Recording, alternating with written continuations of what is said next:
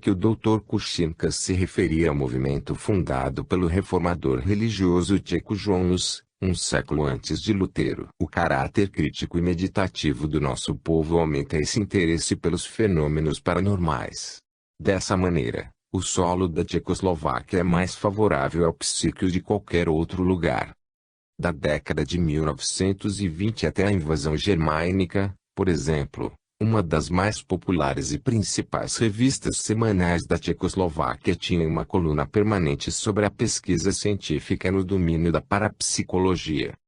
O Dr. Kuchinka descreveu a pesquisa do psi na Universidade de Praga realizada, desde o início do século XX, por neurologistas, psiquiatras, engenheiros, químicos, médicos e biologistas.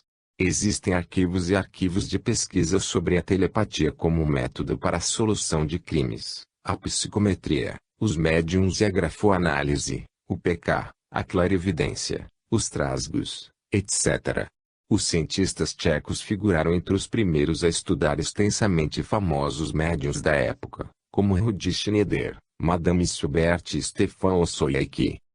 Realizaram-se na Tchecoslováquia inúmeras conferências internacionais sobre parapsicologia.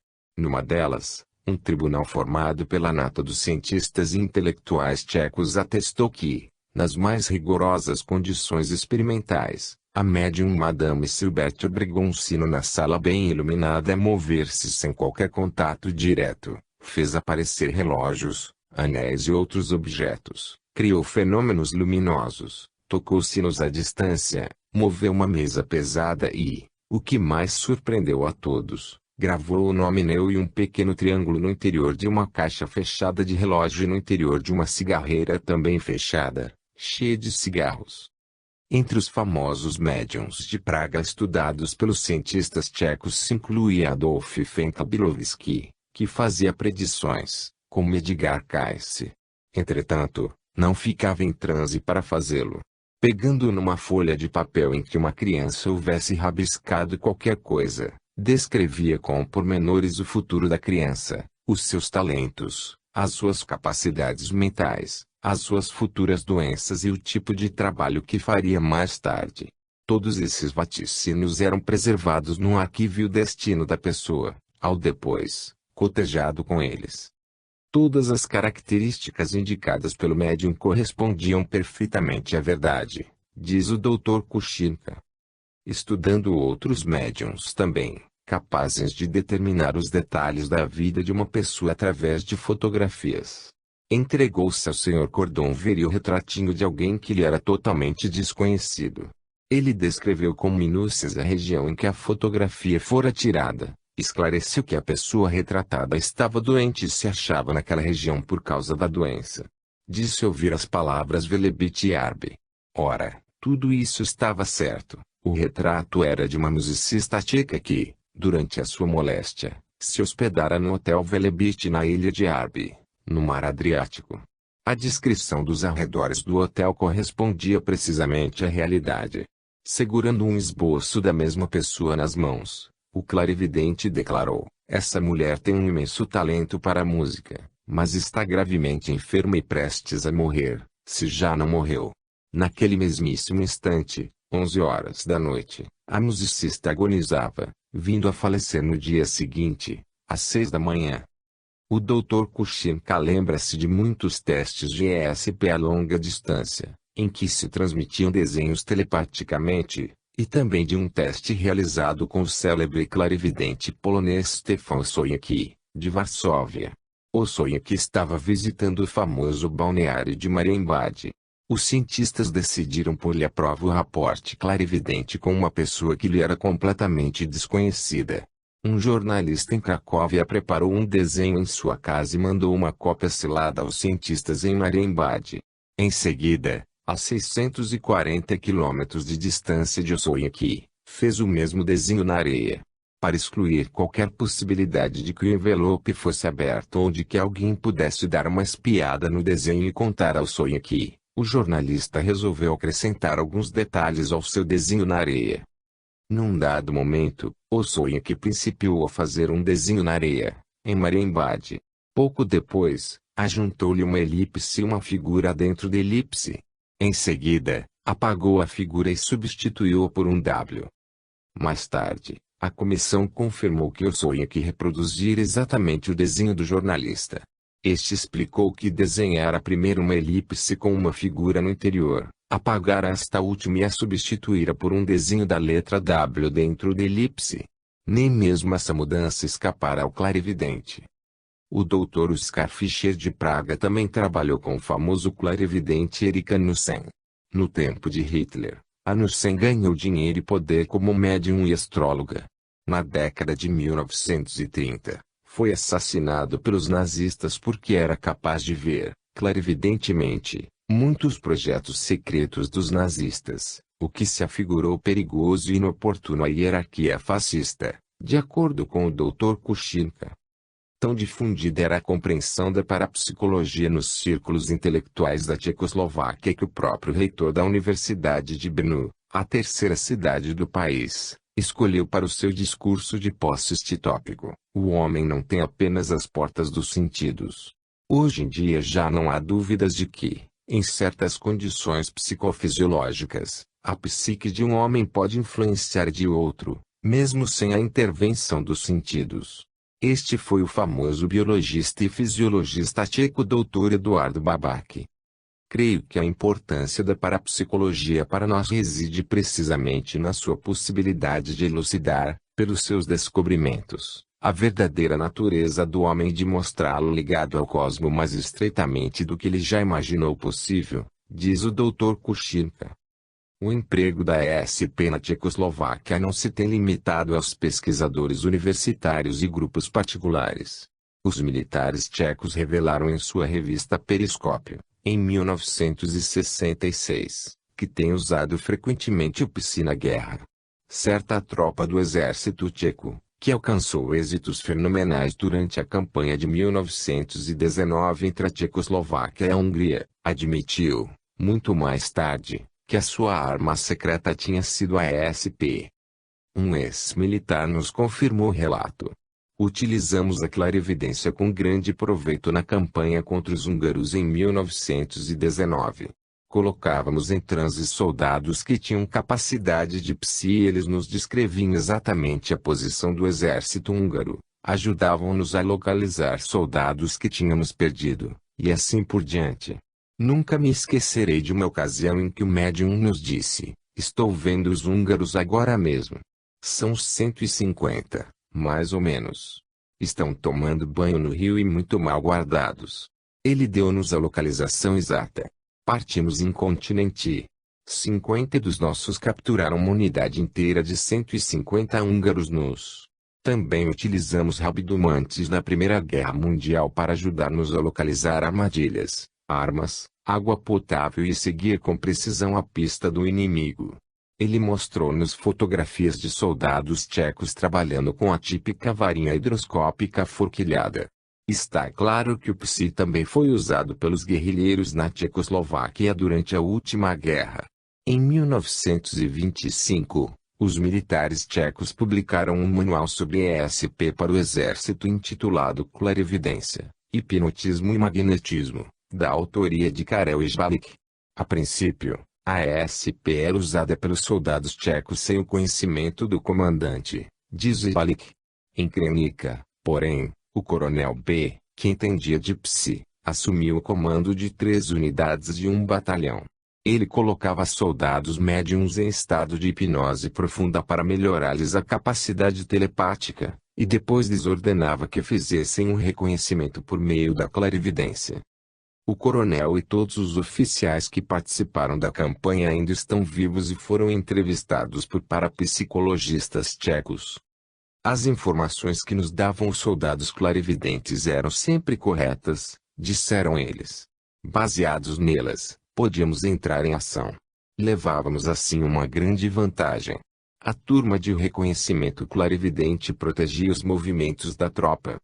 Os registros históricos comprovam a eficácia do psi em combate, dizem os tchecos. O exército tcheco obteve resultados extraordinários com o psi, concretamente confirmados na prática, afirma a revista do exército tcheco Periscópio. De acordo com Miroslav Nanov, em seu livro, não somente os uniformes pretos, os médiums eram usados para transmitir avisos e obter informações a respeito de campos de concentração, imigração e grupos de guerrilheiros durante a Segunda Guerra Mundial e a ocupação nazista. Muitos fatos que nos foram fornecidos pelos clarividentes estavam certos. As capacidades dos telepatistas foram utilizadas na guerra com excelentes resultados na consecução de informações sobre o inimigo, suas intenções, suas bases, seus aeródromos. Diz o número de 1966 de Periscópio. Imagine-se uma organização militar com um corpo de clarividentes capaz de seguir os planos e as intenções do Estado-Maior de um exército estrangeiro, e localizar-lhe todas as bases. Isso poderia transformar a ESP, de uma arma militar, numa arma de pax. Atualmente, em todo o mundo comunista, o interesse militar pela ESP é muito grande. A pesquisa oficial da parapsicologia só foi interrompida durante a ocupação alemã, diz o Dr. Kuchinka. Os alemães proibiram nossas universidades de prosseguir nesse trabalho. Parece, contudo, que a pesquisa da parapsicologia e o interesse por ela durante esses anos prosseguiu subterraneamente e nunca cessou de todo. Hoje, no regime comunista, o trabalho foi abertamente reiniciado. Encontram-se na Tchecoslováquia todas as facetas do panorama da pesquisa psíquica, estudos de reencarnação, alquimia, testes de ESP estatística, LSD e ESP, pesquisa do PK, telepatia, estudos de médiums, trasgos, investigações de assombramentos, psicotrônica, novo tipo de pesquisa parapsicológica de uma nova forma de energia psíquica. Um médico tcheco, que foi outrora um dos médicos de Stalin, escreveu-nos que estava até investigando a pesquisa feita por Aksakov na Rússia. Veja o capítulo 19. O jornalista inglês Theo Lang, do Sunday Mirror, que foi à Tchecoslováquia a investigar a pesquisa do psi feita pelos tchecos, confessou-se totalmente assombrado com a aceitação da pesquisa psíquica não só pelos cientistas modernos mas também pelo público em geral. Físicos, fisiologistas, bioquímicos e outros cientistas tchecos que entrevistei pareciam aceitar cabalmente outro mundo, um mundo de espíritos, fantasmas de trasgos, e acreditar que poderiam investigá-lo e traçar-lhe o mapa. O Dr. Vladimir Drozen, diretor da Faculdade de Pedagogia da Universidade de Radek Kralové, disse-lhe: a existência desse campo do psi não contraria nenhuma lei conhecida de física. Psicotrônica. Aqui na Tchecoslováquia trocamos o nome de parapsicologia pela de psicotrônica. Com um nome novo, totalmente desvinculado de qualquer insinuação de ocultismo, conseguimos agora a cooperação de cientistas sérios na pesquisa do psi. Quem falava era o Dr. Zdeněk Redak, secretário científico de um dos centros mais ativos e respeitados da parapsicologia tcheca, a Comissão Tchecoslovaca de Coordenação para a Pesquisa da Telepatia, da Telegnose e da Psicocinese. Alto, simpático, com uma vasta cabeleira loira, o Dr. Redak, embora com pouco mais de 30 anos, já possui longa experiência como pesquisador psíquico. Além de prestar serviços psicológicos ao exército, ter se especializado em fisiologia e ser um escritor prolífico, Redak trabalhou durante 16 anos em parapsicologia com Bretislav Kafka, pesquisador francamente incomum. A psicotrônica, em essência, é a biônica do homem. Estamos tentando estudar o fenômeno do psi no homem e, secundariamente, como a tipo de energia, disse-nos o Dr. Redak. A biônica é uma nova ciência de sistemas que funcionam como sistemas vivos. O grupo de cientistas tchecos que ele dirige realiza ampla pesquisa do psi, produz filmes sobre o psi, organiza um programa de conferências sobre a ESP na Universidade do Povo, de Praga, com cientistas do Oriente e do Ocidente como conferencistas, e acaba de publicar a primeira antologia internacional do mundo de artigos científicos sobre o psi, escritos por pesquisadores comunistas e ocidentais. O Dr. Redak tem qualquer coisa de um homem da Renascença, com um judicioso conhecimento não só de muitas áreas da ciência, mas também das artes, da literatura e da música. Acredita no enfoque interdisciplinar da psicotrônica, parapsicologia. Os descobrimentos no campo do psi beneficiarão todos os outros campos do conhecimento, diz ele. Em 1968, o grupo tcheco lançou um manifesto, veja o apêndice C. No Ocidente, esse manifesto apareceu no Parapsychics jornal inglês e, no mundo comunista, foi apresentado na Conferência Internacional de Parapsicologia de Moscou. Em lugar da natureza dual do homem e do universo, pressuposta pela ciência contemporânea, os tchecos sugerem que o homem possui uma natureza tríplice e o cosmo é triádico. O terceiro aspecto do homem e do universo, dizem eles, é uma nova forma de energia, a energia psicotrônica. A energia psicotrônica pode transportar a telepatia, pode ser a base do PK, da clarividência, da cura e dos fenômenos paranormais, sempre que não existir uma explanação física ou biofísica.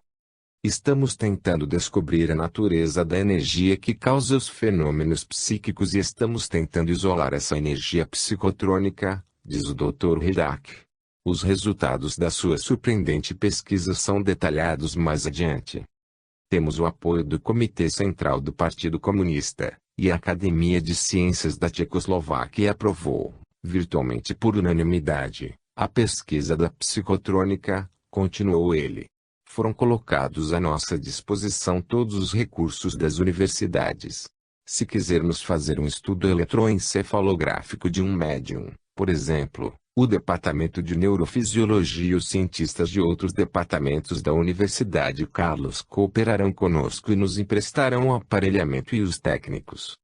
Como os soviéticos, os tchecos empregam, no estudo do psi, os mais modernos instrumentos de pesquisa científica. O trabalho atual inclui experiências inéditas, como a tentativa de transmitir telepaticamente sabores doces ou azedos. Realizam-se também extensas pesquisas sobre o PK. O grupo está produzindo 3 novos filmes em torno da parapsicologia, que abrangem a rabidomancia e a telepatia. E está estudando famosos clarividentes, médiums, curadores e rabidomantes tchecos. A nova instrumentação não é o único acrescentamento à investigação da ESP na Tchecoslováquia. Os cientistas tchecos estão aplicando igualmente novas técnicas matemáticas. Um cientista norte-americano que trabalha para um órgão do governo informou recentemente que os cientistas tchecos aplicaram a teoria da informação à telepatia de maneira insolitamente bem-sucedida. Os tchecos pensaram no ruído, a quantidade de interferência num canal de comunicação. Decidiram pressupor que a telepatia era um canal de comunicação com um nível de ruído tão alto que quase toda a mensagem se perdia. A teoria da informação tem técnicas para superar o problema do ruído, cálculos que, entre outras coisas, dizem quantas repetições de um único bit de informação são necessárias para uma recepção adequada. Aplicando esses cálculos, os tchecos pediram a 2 pessoas que tentassem enviar e receber telepaticamente mensagens codificadas binárias, de 2 símbolos, enquanto um computador elaborava as fórmulas necessárias da teoria da informação. Relata o cientista norte-americano que os tchecos obtiveram cerca de 98% de fidedignidade na pura comunicação telepática. Em outras palavras, num índice melhor até do que a fidedignidade da comunicação pelo telefone de campo ou por transmissores de rádio. Os dados sobre os testes apareceram em Analog. Pesquisa da reencarnação. Para ter uma ideia dos antecedentes da atual explosão da pesquisa do psi na Tchecoslováquia, conversamos com muitas pessoas em outros ramos. Topamos, por acaso, com um grupo particular que fazia pesquisa de reencarnação. O grupo era formado de tchecos em boa situação financeira, que ocupavam cargos de responsabilidade nos negócios e na indústria. A maioria viajara muito, não somente pelo mundo comunista mas também por outros países. Temos feito predições para muita gente aqui, contaram-nos eles. Temos médiuns altamente experimentados na pesquisa da reencarnação. De tudo que ouvimos depreendemos que parte do material se assemelha aos vaticínios de Edgar Cayce ou ao trabalho da médium britânica Joan Grant, cujos romances, que narram com pormenores vidas passadas no Egito, em Roma, na Itália e na Inglaterra, surpreenderam os eruditos pela exatidão. Grande parte dos dados atuais envolve existências passadas no Egito e na Atlântida. Verificamos os augúrios egípcios e ficamos surpresos ao descobrir que os dados eram sumamente precisos. Isso nos animou a continuar. Os tchecos com os quais conversamos nos asseguraram que os médiuns que haviam descrito a vida nas cortes egípcias de antanho nunca tinham estado no Egito, nem tinham acesso a material trancado em museus egípcios, grande parte do qual, em hieróglifos, só pode ser decifrado por uns poucos sábios no mundo. Entretanto, quando os detalhes do material tcheco foram examinados por egiptólogos, estes o declararam exato. Nem os soviéticos nem os tchecos parecem achar a ideia da Atlântida difícil de acreditar. O Dr. N.F. Zirov, químico insigne e membro da Academia de Ciências da URSS, publicou recentemente um estudo científico, Atlântida, os problemas básicos da Atlântida, apresentando provas da existência de um continente perdido. O livro foi bem recebido pelo mundo científico soviético. O físico russo, Dr. N. Lediner, que também acredita na existência da Atlântida, passou 20 anos coligindo dados culturais, históricos e científicos sobre o continente desaparecido. Supõe-se que o continente da Atlântida tenha existido no meio do Oceano Atlântico antes do ano 9000 a.C. e, segundo se alega, era tecnologicamente muitíssimo desenvolvido. O Dr. Manson Valentino e o Dr. Dmitry Rybakov do Atlantic College de Palm Beach, em Miami, referiram, no início de 1969, haver encontrado pedaços de ruínas de 15.000 anos de idade, no mar, perto das Bahamas. Podem ser parte da Atlântida, disseram eles. Os tchecos, que nunca ouviram falar em Edgar Cayce, nos forneceram dados sobre a Atlântida que concordam, de maneira muito estranha, com os relatos de Cayce. Até os nomes incomuns dos habitantes da Atlântida conferem. Hitler, dizem os tchecos, habitou a Atlântida. Escreveram o nome que se supõe ter sido usado por ele na Atlântida e, em seguida, riscaram-no, repugnados. A Tchecoslováquia experimentou longa e dolorosamente a fúria nazista. Em Lídice, todos os homens, todas as mulheres e todas as crianças de toda a cidade foram sistematicamente assassinados pelos nazistas. Todos os edifícios e todas as casas foram arrasados, pedra por pedra, peça por peça, até que Lídice foi varrida da face da terra.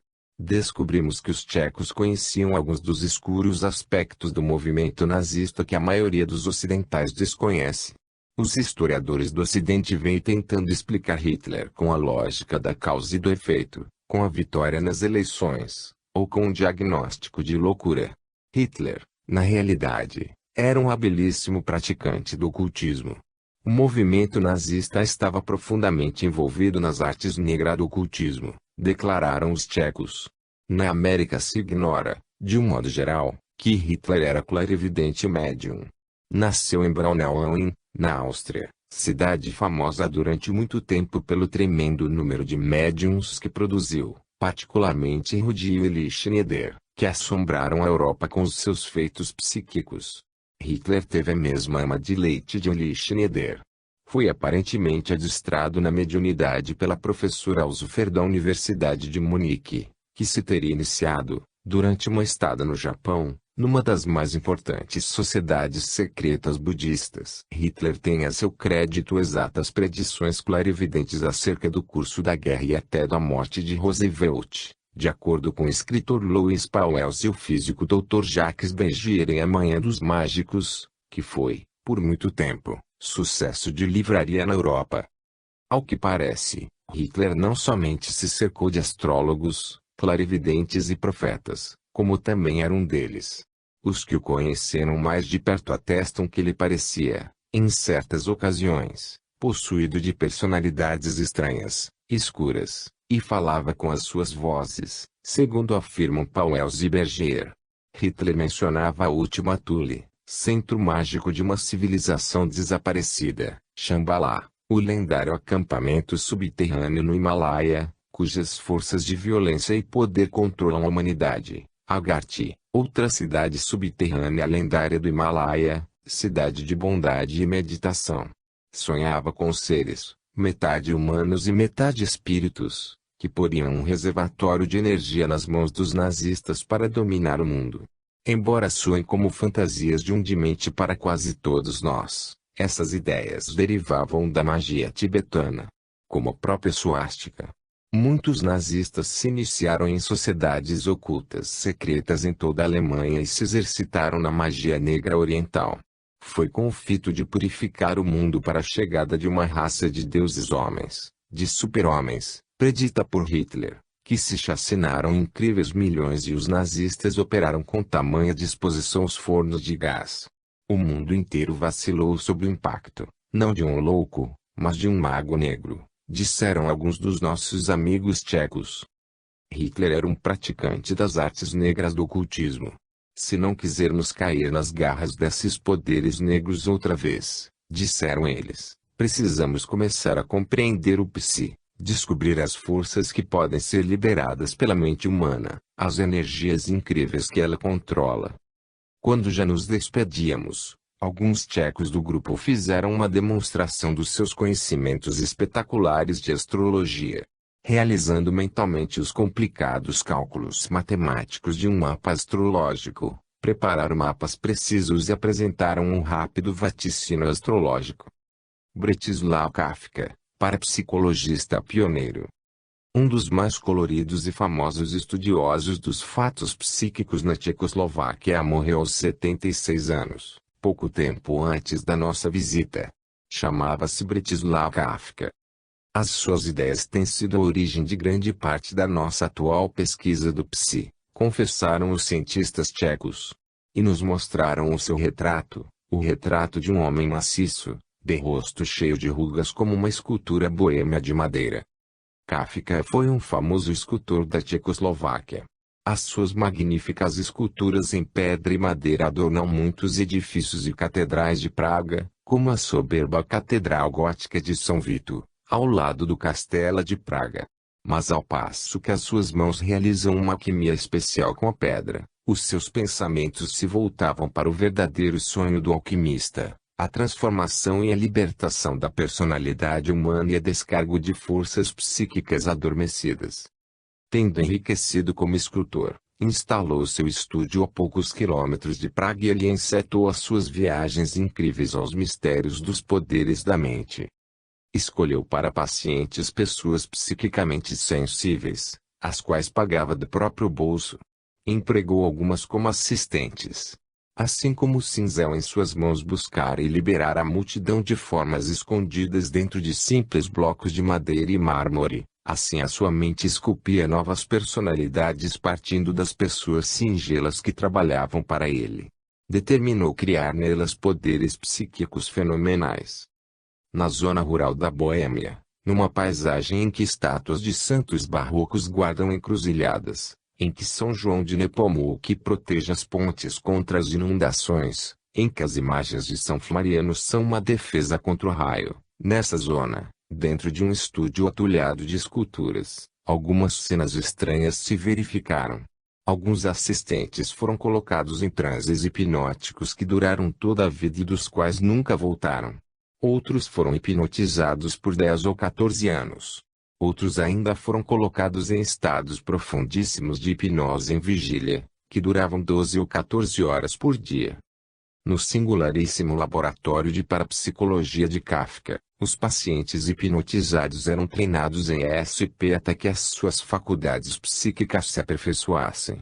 Depois de extenso treinamento do psi pela hipnose, afirma-se que os pacientes obtinham resultados fantásticos, atingindo geralmente o nível dos 90% no dizer do Dr. Redak, cujos relatórios sobre Kafka aparecem na revista dos militares, Periscópio. Kafka escolheu 7 médiums notáveis, entre um sem número de pessoas sensíveis, que tomaram parte em várias experiências. Em 18 de junho de 1925, por exemplo, Kafka e os seus médiums estavam na cidade de Krasnoyarbekiva, na Tchecoslováquia. A expedição de Roald Amundsen achava-se a caminho do Polo Norte. Kafka ordenou aos médiuns que vissem, clarividentemente, o que estava acontecendo no Polo Norte. Há um nevoeiro terrível e um vento forte no polo, disseram eles. Ninguém da expedição ainda chegou lá. A tempestade é tão forte que não se pode chegar ao polo pelo ar. No dia 20 de junho os tchecos souberam das notícias. Amundsen regressara com um avião sem ter podido alcançar o Polo Norte. Durante a Segunda Guerra Mundial, Kafka usava os seus médiuns bem treinados para acompanhar os progressos da guerra, as decisões dos generais e as alterações nas linhas de frente. Colocava um médium em transe e ordenava-lhe que dissesse o que via na frente. Depois, outro médium, sem nenhum conhecimento do relatório do primeiro, era enviado à mesma área. Geralmente, os relatos de todos concordavam entre si, e Kafka tinha um apanhado geral do que estava acontecendo a centenas de quilômetros de distância. Kafka também foi dos primeiros a influenciar telepaticamente o sono, realizando uma série de experiências em que as mensagens de ESP eram recebidas por pacientes adormecidos. Havia igualmente ensaios sobre os poderes da hipnose. Numa experiência inusitada, um homem foi mantido em transe hipnótico numa sala, durante 3 semanas, sem comida. Você está num lindo jardim. Eis um pomar carregado de frutas. Apanhe e coma as que quiser. Que tal esta maçã? Perguntou Kafka, estendendo a mão para uma maçã imaginária. Não, prefiro aquela que está no outro galho, respondeu um homem. Kafka fingiu colhê-la e o homem devorou-a com prazer. Durante as 3 semanas o homem se sentiu em excelentes condições de saúde. Todas as funções fisiológicas foram diminuídas ao mínimo absoluto, contaram os cientistas tchecos com quem conversamos. O paciente não precisou sequer servir-se da privada. Ao cabo das 3 semanas sem alimentos no fantástico jardim, o homem não somente estava passando bem, mas até engordara, ajuntaram eles. Disse-nos o Dr. Redak. Kafka acreditava na existência de uma terceira forma de energia além das que conhecemos, e era de opinião que os homens são capazes de valer-se dela quando desejam fazê-lo. São também capazes de obter essa mesma energia de outras pessoas. Tínhamos ouvido falar em místicos religiosos que se haviam alimentado apenas de comunhão, durante anos a fio. Seria a mesma coisa? Perguntamos. Muito provavelmente. Kafka acreditava possível a transferência dessa energia de uma pessoa para outra ou até de animais para seres humanos. Quando uma pessoa estava cansada, mandava deitar-se debaixo de uma vaca. Dizia que podemos tirar energia e força das coisas vivas que nos rodeiam. O Dr. Milan Risbo, antigo bioquímico de Praga, recordou-nos certos fatos a respeito de Kafka. Alguns dos seus pacientes eram treinados para curar. Outros, para desenvolver a clarividência e vários poderes psíquicos. Ele tinha ali um assistente, um homem que se tornou famoso como curador, mas que passava todo o tempo em estado hipnótico. Depois de vários anos desse sinistro treinamento, Kafka saía com ele a passeio e dizia-lhe apontando para uma árvore, olhe para aquele passarinho. O assistente olhava para o ponto indicado e o passarinho caía ao chão, morto. De acordo com Risbo, esse assistente exercia também poderoso efeito físico sobre outros animais. Kafka acreditava que todas as coisas vivas, plantas, animais e gente, estão cercadas de um invólucro de energia, ou aura, a mesma energia revelada nas fotografias kirlianas. Ele descobriu que os médiums têm uma aura ou escudo de energia muito mais fino à sua volta. Tem, portanto, menos cobertura, menos proteção. Por isso são mais sensíveis, explicaram os pesquisadores tchecos. Kafka descobriu que os sensitivos reagem muito mais vigorosamente às mudanças do tempo do que as pessoas comuns. E achava que o estudo protetor de energia tem alguma relação com as mensagens de telepatia que atingem o médium. O estudo de energia viva, energia psicotrônica, é um dos principais objetivos da pesquisa tcheca hoje em dia.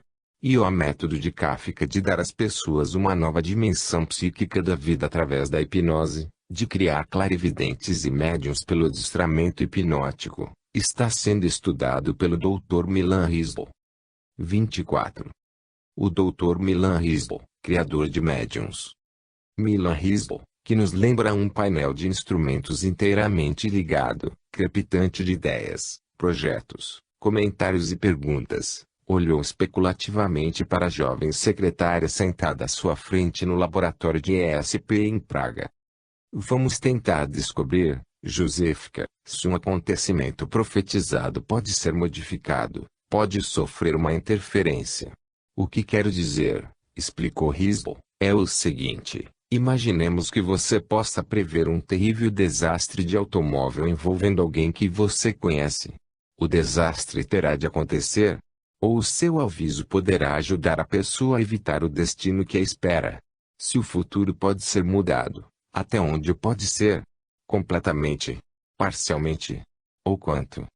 A jovem, conhecida como JK, e que nós chamaremos de Josefka, não tinha respostas prontas para as velhas charadas da profecia. Risbl não esperou o tempo suficiente para que ela cogitasse de alguma. Esperava que a moça apresentasse as respostas de maneira diferente.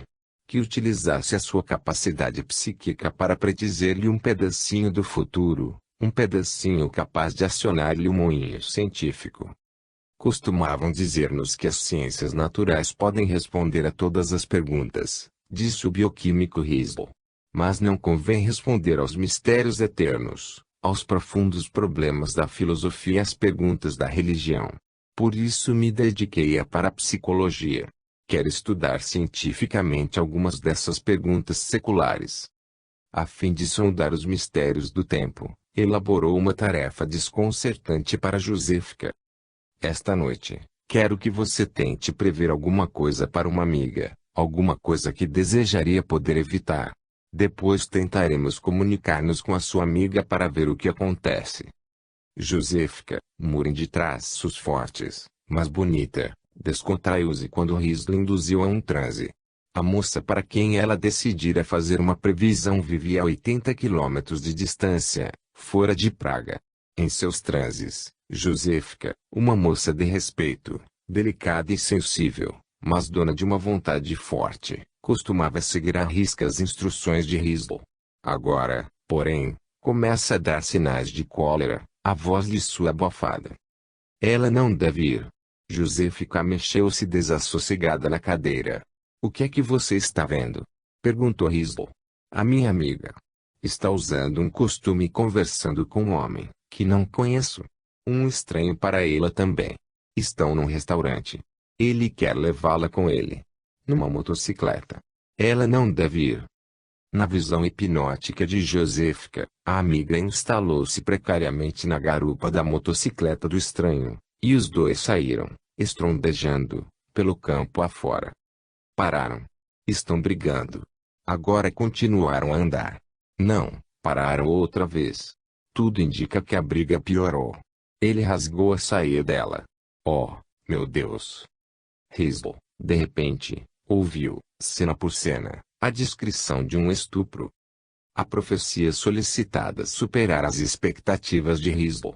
Para Josefka, que despertara e choramingava, ainda horrorizada com o que vira, a experiência fora muito além de qualquer ensaio científico.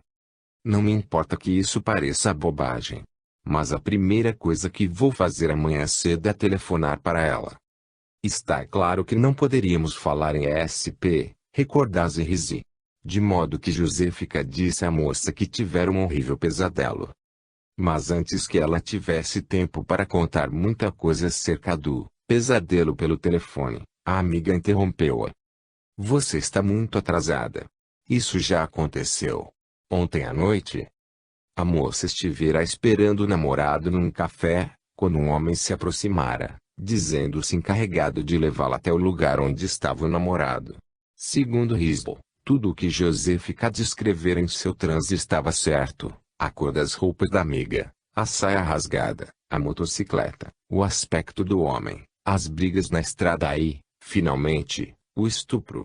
Josefka não vira o futuro, como Risbl esperava, mas dera-lhe uma transmissão ao vivo de um acontecimento presente. Assistir à cena de violência no momento em que esta se realizava, a 80 quilômetros de distância. O mais surpreendente é que Joséfica não era uma médium que Riz tivesse encontrado por acaso. Joséfica não possuía nenhuma capacidade psíquica quando o conhecera, alguns meses antes.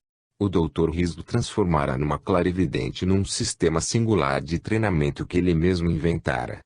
Este foi, sem dúvida, um belo caso de clarividência da parte de Joséfica, mas não terá valor nenhum para os cientistas. As pessoas envolvidas no incidente não se disporão a assinar declarações que provem a exatidão da clarividência, sobretudo num caso de estupro, disse Riso com um sorriso torto. Mas aconteceu. Riso, todavia, possui arquivos cheios de relatos de experiências de ESP precisamente documentadas, suficientes para fazer dele o mais conhecido dos parapsicologistas comunistas. Veja a bibliografia. Alguns dos seus trabalhos publicados internacionalmente envolvem Joséfica, uma das chamadas pessoas comuns que ele ensinou a ser médium. Com um rápido olhar e um ligeiro comentário sobre o que está acontecendo à sua volta, Riso, com os seus 41 anos, é um homem de múltiplas personalidades. Há o riso elétrico, desinibido, até os seus cabelos, cheios ondulados, têm uma aparência elétrica, semidomada, que aproveitará a oportunidade e apostará no cavalo que um dos seus médiuns tiver visto ganhando uma corrida. Este é o Riso que está sempre um passo à frente dos acontecimentos e conseguiu deixar a Tchecoslováquia, no fim de 1967, durante o rígido regime de Novotny, levando consigo para os Estados Unidos não somente a maleta arrumada à pressa, mas também a esposa, os 2 filhos, o assistente, a biblioteca e o automóvel. E ao Riso meticuloso, o cientista metódico, que produziu alguns dos mais belos trabalhos contemporâneos sobre a ESP já realizados em todo o mundo. Enquanto ainda morava em Praga, tornou-se pesquisador adjunto do Laboratório Duque de Parapsicologia e o único comunista a receber o prêmio McDougall, concedido pela Associação de Parapsicologia de Durham, no Carolina do Norte, pelos seus magníficos trabalhos na especialidade. Fala inglês, russo, alemão, tcheco e lê outras línguas. Desde o fim dos anos 50, Riso, que visitou com frequência grupos de ESP na Rússia, na Bulgária e até na Índia, tem sido um elo, e durante algum tempo o único elo, entre os pesquisadores psíquicos do Oriente e do Ocidente. E também o homem que o leitor deverá procurar se quiserem desenvolver os seus poderes mediúnicos. Riso criou um sistema psíquico que deu a voluntários descobertos na tua um sexto sentido atuante, plenamente desperto.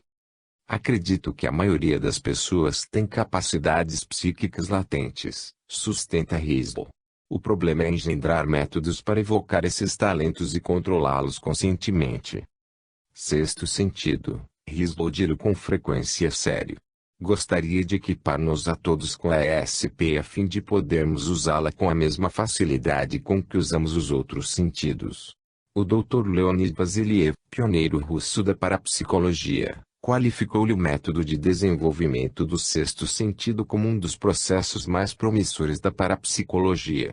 Numa grande experiência, que levou anos, Riso tentou evocar um sentido psíquico em 500 estudantes.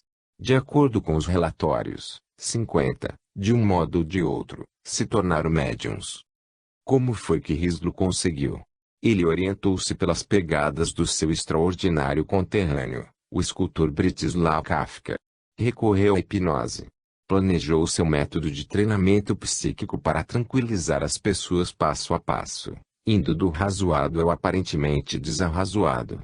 A hipnose lhe permitiu infundir confiança no estudante, contornar a mente lógica, tagarelando sobre argumentos e escrúpulos. Joséfica foi uma das pessoas que responderam não só aos anúncios de Riso, que pedia voluntários para uma experiência científica, mas também a sua técnica. Em nosso primeiro encontro, Joséfica parecia ser a espécie de pessoa que eu queria, contou-nos Riso, o Pigmalião do Psi. Revelou-se boa paciente hipnótica. Nunca tivera nenhuma experiência psíquica e pouco lhe interessava o assunto. Na realidade, as pessoas que se mostram muito interessadas não são as melhores pacientes. Estão sempre procurando imaginar se alguma coisa está acontecendo. Mas eu preciso de pessoas que compreendam que uma experiência científica é uma coisa específica que tem de ser levada escrupulosamente até o fim. Josefica era esplêndida nisso também. E um tipo altamente digno de confiança, de proveniência tcheco-alemã, descendente, ao que se diz, de Haydn, e sempre demonstrou grande interesse pela medicina. Infelizmente, porém, a situação da família não lhe permitiu entrar para uma escola médica.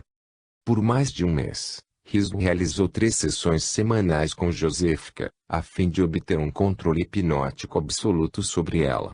Lima tarde, com o seu pendor para os testes que fogem do prosaico, Rizzo transferiu a experimentação para um bonde apinhado de gente que sacolejava pelas ruas barulhentas de Praga, calçadas de pedras. Quando o bonde parou num cruzamento, Rizzo voltou-se para Josefica e murmurou a sua poção soporífera, uma palavra de ordem hipnótica. Tire o seu anel, ordenou a jovem que entrara instantaneamente em transe. 30 segundos depois, o bonde chegou ao outro lado do cruzamento e Josefica, inteiramente desperta, não compreendia que tivesse acontecido alguma coisa. E não fazia a menor ideia do paradeiro do anel. No laboratório, enquanto Josefica se mantinha sob o seu domínio hipnótico, Rizzo treinou-a para visualizar, para ver, por exemplo, uma imaginária tulipa amarela com absoluta clareza, como se estivesse sendo focalizada por um holofote numa sala escura. A feição de muitos pesquisadores comunistas, Rizzo acredita que a capacidade de visualizar nitidamente é essencial a um bom desempenho psíquico. Para compensar todas as deficiências da raça masculina, mimoseou Josefica em transe com um belo ramalhete imaginário de rosas vermelhas escuras. Apresentava aos estudantes do sexo masculino visões de atrizes checas com as pernas à mostra, ou, se fossem tecnologistas, minuciosas alucinações do último modelo de um automóvel. Um dos segredos do seu sucesso é que ele procura adaptar o seu método ao indivíduo, e não torcer a pessoa para ajustá-la ao sistema. Enquanto os voluntários observam a sua brilhante alucinação hipnótica, Rizzo inicia a prestidigitação psíquica. Pede-lhes que vejam outras coisas, não alucinações, mas coisas reais, que nos supomos incapazes de ver. Um relógio de parede completamente escondido atrás de um biombo, ou o que as pessoas no andar de cima estão fazendo naquele momento. Um voluntário, aluno do curso pré-médico da Universidade Carlos, assombrou Rizzo quando este tentou dirigi-lo para a ESP na primeira tentativa. O rapaz identificou corretamente todas as 25 cartas de ESP que estavam escondidas. O seu desempenho foi tão assombroso que decidi dar-lhe uma sugestão pós-hipnótica para que se lembrasse do que tinha feito. Foi o meu grande erro. Ele ficou horrorizado. As coisas psíquicas não podem acontecer. Era impossível. Como puder eu obrigá-lo a fazer uma coisa tão contrária às leis da natureza? Ele não via a hora de afastar-se de mim. E nunca mais o vi. Em regra geral, Rizzo precisa orientar os estudantes para a clarividência como uma torre de controle orienta um piloto, que está fazendo um voo cego, até a aterragem. Você está vendo uma claridade, uma espécie de nevoeiro. Agora o nevoeiro está se esgarçando. Você começa a distinguir um objeto. Quando as pessoas tentam solar a ESP, descrevem círculos verbais em torno do objeto. Uma mulher disse: vejo uma espécie de brilho. Uma cor metálica. E ângulos. Os ângulos tornam-se mais claros. Falei em lápis cruzados. Tenho a impressão de duas coisas que se cruzam, mas não são lápis. As extremidades que estão longe de mim são pontudas. Não consigo distinguir bem as extremidades próximas, mas parece haver 2 círculos que saem de um nevoeiro. É uma tesoura. Ela acertara. Os estudantes muitas vezes erram. Certos ou errados, Rizzo abarrota de sugestões destinadas a incutir-lhes confiança. Quando uma pessoa parece incapaz de clarividência, Rizzo tenta a visão otoscópica. De olhos fechados, pacientes em transe recebem ordem para levantar-se mentalmente e afastar-se de si mesmos. Vire-se, veja-se, espere até poder ver o seu rosto. a sua camisa, as suas unhas. Riso pede à pessoa que supõe estar em pé, fora de si mesma, que veja a hora em seu relógio de pulso. Descreva o número de travessas numa cadeira situada a um canto. O paciente obedece. Riso lhe faz rasgados elogios, embora saiba que, nesse caso, provavelmente, é a memória inconsciente que está funcionando, e não é SP. O passo seguinte é indisfarçavelmente psíquico. Agora dê uma espiada e descreva a mobília da sala ao lado. A porta está fechada, o estudante nunca esteve na sala ao lado. Depois de ficar de fora é fácil chegar à clarividência ambulante. Diz Riso, conduz o estudante, numa viagem imaginária, ao lugar que eu quero que ele veja psiquicamente. Digamos, aos Estados Unidos. Você está vendo o arranha-céus. Agora, caminha pela Broadway. Vire na esquina da rua 44, vá ao terceiro prédio. Riso conduziu Josefika numa excursão imaginária e clarividente pelas ruas de Praga. Ela palmilhou as ruas estreitas, passou pela pastelaria, pela tabacaria, pela farmácia, pelos esguios edifícios de pedra, ornamentados como se o encolher-se e o esticar-se de alguma profunda urgência cinética não pudesse resistir à tentação de modelar a pedra, dando-lhe a forma de fitas, querubins, arcos, colgaduras.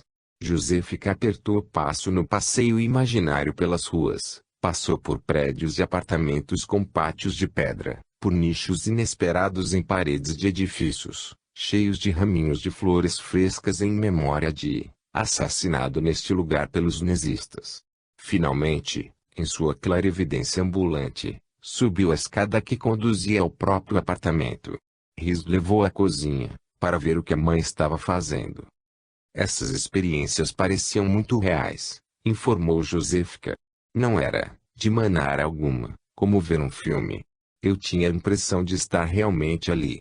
Como se eu fosse capaz de tocar a mesa da cozinha, sentir o cheiro.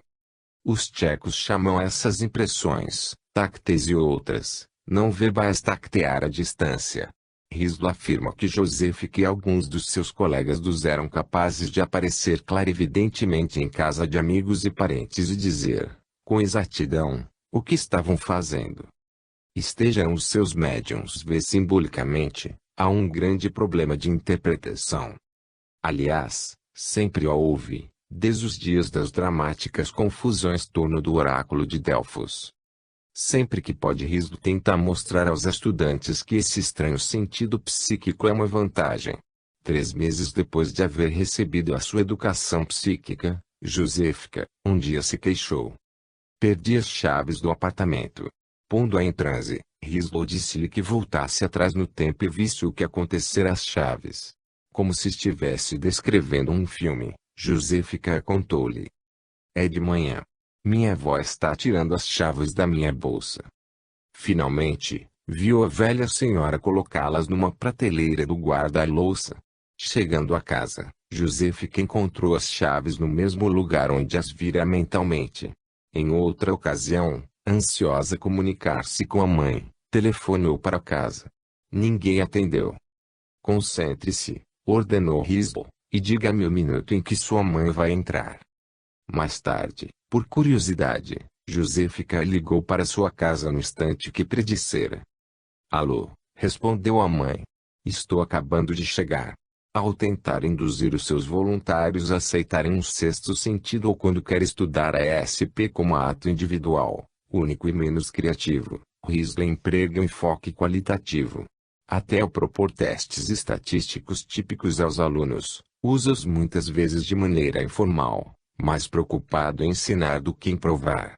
Sabe, contudo, perfeitamente que, se quiser que outros parapsicologistas, particularmente os do Ocidente, deem valor ao seu sistema de treinamento psíquico, terá de amontoar sólidas provas estatísticas de que um voluntário, com efeito, se tornou médium. O seu prodígio mais extensamente documentado, Pavel Stepanek, um médium maravilhoso para os cientistas mais objetivos, é o tema do próximo capítulo. Riso documentou a proficiência psíquica de Josefika depois de 6 meses de curso. Utilizou cartas de ESP enroladas no interior de várias folhas duras e opacas de papel. Nem ele nem Josefica sabiam qual era o símbolo que havia em determinado pacote.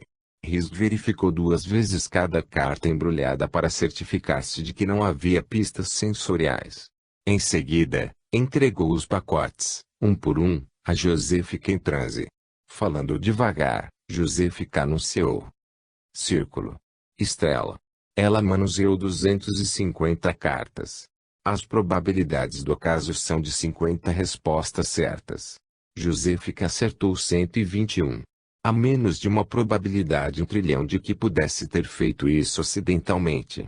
Mas fora a técnica de risco que ativar o sexto sentido de Josefica. Ele pediu-lhe que adivinhasse mais 250 cartas quando se achava inteiramente acordada. Ela acertou apenas as que lhe permitiu o acaso. Durante o seu treinamento psíquico, Risco submeteu Josefica a vários testes estatísticos. Outra experiência particularmente impressionante envolvia cartas atrás de um anteparo. Risco queria que Josefica lhe dissesse 2 coisas.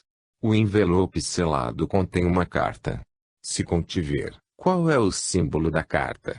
A SP de Josefica silenciou quando se tratou de identificar os símbolos, mas fluiu livremente ao determinar se o envelope grosso, opaco, que ela não podia ver nem tocar, estava cheio ou não. Em 500 palpites nesse teste simples de cara ou coroa, o máximo que se pode obter por acaso são 250 respostas certas, ou seja, a metade. Josefica deu 314 respostas corretas. As probabilidades de conseguir esse resultado por acaso são inferior a 1 em 1 milhão. Aparentemente, Josefica aprendeu a sintonizar o talento psíquico sob o controle hipnótico de Risbo. Havia vantagem nisso. Tanta quanto a capacidade de um boneco de ficar falando sentado no joelho de um ventríloco. O objetivo declarado de Risbo é dar às pessoas um sexto sentido plenamente integrado.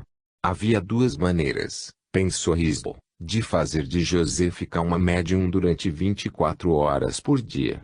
Ou ela aprendia a dominar conscientemente a nova capacidade, ou teria de passar a vida inteira em transe. Tentou primeiro a alternativa mais estranha, porém mais fácil.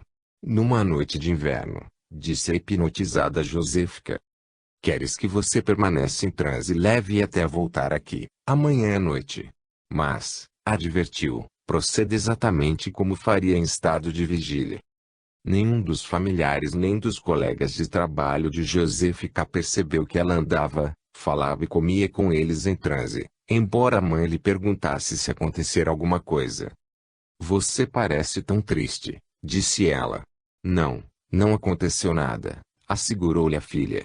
O próprio Risco não tinha muita certeza de que a hipnose estava atuando quando Josefica entrou no laboratório no dia seguinte. Ele descreveu-a como uma mulher levemente bêbada, que forcejasse por concentrar-se no que devia fazer. Um teste mostrou que ela continuava em estado hipnótico. Seria impossível viver assim, exclamou Josefica quando, finalmente, se viu livre. A existência lhe parecera tão triste e tão insípida quanto um quadro sem vida. Todas as coisas interessantes haviam desaparecido. Risco notou que Josefica em transe perdera também a animação. Abriu mão da ideia de soltar no mundo uma coleção de zumbis mediúnicos. O transplante do controle do novo sexto sentido de Risco para o paciente é uma operação delicada. Risco procura ensinar o indivíduo a colocar-se no estado de consciência necessário a ESP, uma ativa inatividade mental. Josefica descobriu que precisava equilibrar-se numa corda cinzenta entre o sono e a vigília. Com todos os pensamentos inibidos, era-lhe forçoso esperar pacientemente, passivamente, que impressão psíquica aparecesse. Depois que as imagens se formavam, ligava o lado ativo, crítico, do seu espírito para avaliar e relatar o que lhe enchia a tela psíquica. Algumas pessoas perdem a ESP quando o risco já não pode instilar-lhes confiança hipnoticamente. Outras descobrem que a sua capacidade psíquica se congela em canais específicos. Para Risbo, o risco vale a pena. Preserva-se a integridade da personalidade. E os estudantes que podem manipular os próprios estados de consciência são mais capazes de interpretar complicadas cenas de clarividência.